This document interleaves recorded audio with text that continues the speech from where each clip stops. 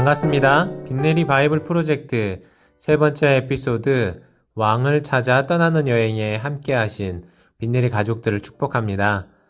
오늘도 하나님께서 성경을 펼쳐든 우리에게 변함없는 은혜를 더하시기를 기도합니다.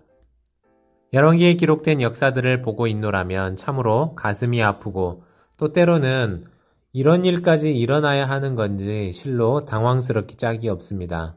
오늘 말씀도 마찬가지인데요. 이스라엘의 역사는 반복되는 실패로 가득 차 있었습니다.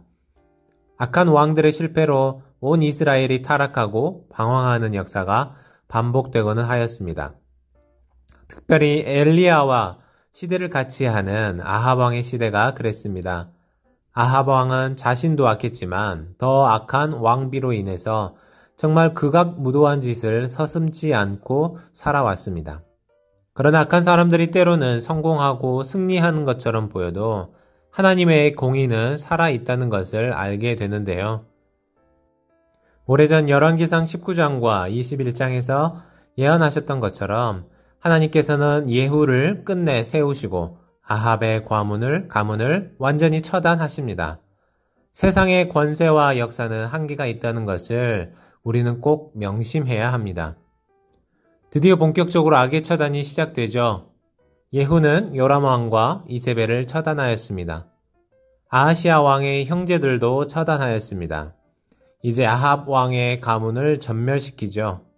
남아있던 70명의 자손들을 공개 처형합니다. 아합 왕의 가문을 처단하는 일도 엄청난 일이었지만 앞으로 해야 할 큰 일이 남아 있었습니다. 바알을 섬기던 자들을 처단하는 일이었습니다. 이를 위해서는 협력자가 필요했는데요. 바로 레갑의 아들 여호나답이라는 사람이었습니다. 레갑 사람들은 엄격하고 보수적인 생활 방식으로 알려진 사람들이었고 이때 당시 여호나답은 그들의 지도자로서 덕망이 있는 사람이었습니다. 그래서 예후가 여호나답의 지지를 얻어낸다면 앞으로 그가 이룰 종교개혁과 정치개혁에 있어서 큰 힘이 되는 일이었습니다. 사실 이 안에는 예후의 여호와를 향한 신앙적인 열심도 있었겠지만 엄밀히 따지고 보면 정치적으로 자신의 입지를 다지고 개혁을 마친 후에 자기 스스로 왕이 되려는 욕심도 있었다고 보는 것이 맞습니다. 여하튼 예후는 든든한 지원군을 얻었습니다. 이제 여호나답과 함께 바알을 섬기는 자들을 처단하는데요. 바알을 따르는 자들을 기만하여서 모두 한 자리에 모은 후에 그들을 멸절합니다. 산당도 목상들도 다 깨부셨습니다. 예후는 일말의 자비 없이 완전하게 이 일을 수행해 나갔습니다. 덕분에 이스라엘에 오랫동안 뿌리내리고 있었던 바알을 섬기는 문화가 일순간에 사라지게 되었죠. 결국 이렇게 개혁을 이뤄낸 예후는 가장 긴 기간 동안 북이스라엘을 이끈 가문으로 기록이 됩니다. 이것은 하나님께서 열심을 보인 예후에게 베풀어 주신 귀한 약속이었습니다. 예후는 정말 엄청난 결단과 헌신을 보여주었습니다. 이스라엘을 말 그대로 완전히 뒤집어 엎었습니다. 악한 자들을 모두 처단하고 심판했습니다. 그러나 성경은 그 마지막에 뭔가 아쉬움을 남기고 있는데요. 이렇게 놀라운 일을 했음에도 아직 끝나지 않은 일이 있었던 것이죠. 10장 29절을 보시면 북이스라엘의 첫 왕이었던 여로보암이 베델과 단에 지었던 금송아지 단이 여전히 남아 있었다고 기록하죠. 그렇게 많은 사람들을 죽이고 바알 신당을 헐어서 화장실로 만들어 버리는 일까지 했지만 그 악함의 뿌리가 얼마나 깊었던 것일까요? 깨끗이 치운다고 치웠지만 그 자리에 선한 것으로 채우지 않았던 예후의 빈 자리에는 결국 또 다른 악한 일들이 채워지기 시작했습니다. 11장에는 어지러운 남유다의 역사가 기록됩니다. 예후는 북이스라엘을 개혁하는 과정에서 아하시아의 자녀들까지 처벌하였습니다. 이를 보고 그의 어머니 아달랴가 왕이 될 만한 자격이 있는 사람들을 모두 죽이고 스스로 왕자에 앉는 일이 생겼는데요. 이 급박하고 혼란스러운 상황 속에서도 하나님께서는 작은 그루터기 하나를 남겨놓으셨습니다.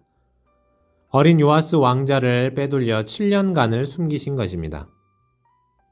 물론 그 7년 동안 아달랴가 선한 통치를 했을 리는 없죠. 그는 바알을 섬기는 사람이었습니다. 남편 여호람과 이전 왕이었던 아들 아하시아 왕까지 앞세워서 바알 숭배를 조장했던 사람이었습니다. 이 상황에서 여호세바의 용기가 없었더라면 하나님의 다윗 언약의 계보가 끝이 나고 말았을 것입니다. 하나님은 이렇게 하나님의 뜻을 이루시기 위해서 인간의 믿음과 용기를 사용하시죠. 이러한 인과의 시간을 거치며 하나님께서 주신 다윗 언약 또한 지켜질 수 있었고, 어린 요아스가 악한 아달랴가 아닌 제사장 여호야다의 옆에서 자라면서 신앙교육을 제대로 받을 수도 있었습니다. 성경은 요아스가 왕이 될 때에 7살이었다고 밝히는데요.